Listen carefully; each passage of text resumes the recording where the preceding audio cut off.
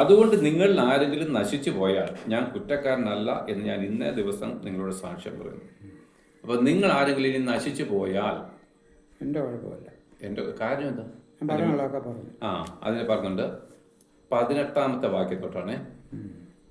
ഞാൻ ആസ്യയിൽ വന്ന 1-ാം നാൾ മുതൽ എല്ലായ്പ്പോഴും നിങ്ങളുടെ കൂടെ എങ്ങനെ ഇരുന്നു എന്നും വളരെ താഴ്മയോടും കണ്ണുനീരോടും യഹൂദന്മാരുടെ കൂട്ടുകെട്ടുകളാൽ എനിക്കുണ്ടായ കഷ്ടങ്ങളോടും കൂടെ കർത്താവിനെ സേവിച്ചു വന്നു എന്നും പ്രയോജനമുള്ളത് ഒന്നും മറച്ചു വെക്കാതെ പരസ്യമായും വീട് തോറും നിങ്ങളോട് അറിയിക്കുകയും ഉപദേശിക്കുകയും ചെയ്തു എന്നും ദൈവത്തെങ്കിലേക്കുള്ള മാനസാന്തരവും നമ്മുടെ കർത്താവായിരിക്കുന്ന യേശു ക്രിസ്തുവിലുള്ള വിശ്വാസവും യഹൂദന്മാർക്കും യവനന്മാർക്കും സാക്ഷീകരിച്ചു എന്നും നിങ്ങൾ അറിയുന്നുവല്ലോ.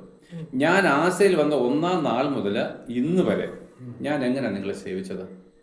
ഒരു ഉപദേശകന്റെ ക്വാളിറ്റിയോടെ ഞാൻ കണ്ണുനീരോടെ നിങ്ങളോട് പറഞ്ഞത്.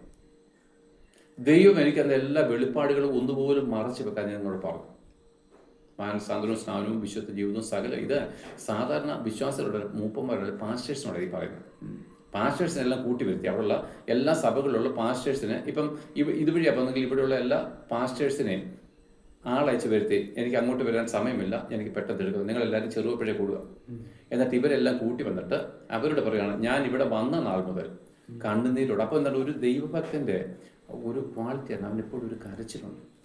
എന്തിനു കരച്ചില്ല? അയ്യോ എനിക്കൊന്നുമില്ല എന്നുള്ളതല്ല, എനിക്ക് വേദനിക്കുന്നതല്ല ഉള്ള എന്നാൽ തന്നെ നിങ്ങളെപ്പറ്റി ഓരോരുത്തരെയും പറ്റിയുള്ള ഭാരം, അതാ കരച്ചില്ല. നിങ്ങളെ ചൊല്ലിയുള്ള കണ്ണുനീര്. ഞാൻ എങ്ങനെ വളരെ താഴ്മയോടെ ഞാനിരുന്നു. ഞാൻ ആരോടും വഴക്കുണ്ടാക്കാൻ പോയില്ല, ഞാൻ ആരെയും സ്പർശിക്കാനോ അങ്ങനെയൊന്നും പോയില്ല, ആരും കർത്തവ്യം ചെയ്യില്ല. ഞാൻ വളരെ താഴ്മയോടിരുന്നു. നിലത്തിരുന്നല്ല, ഹൃദയത്തിൻ്റെ അവസ്ഥയാണ്.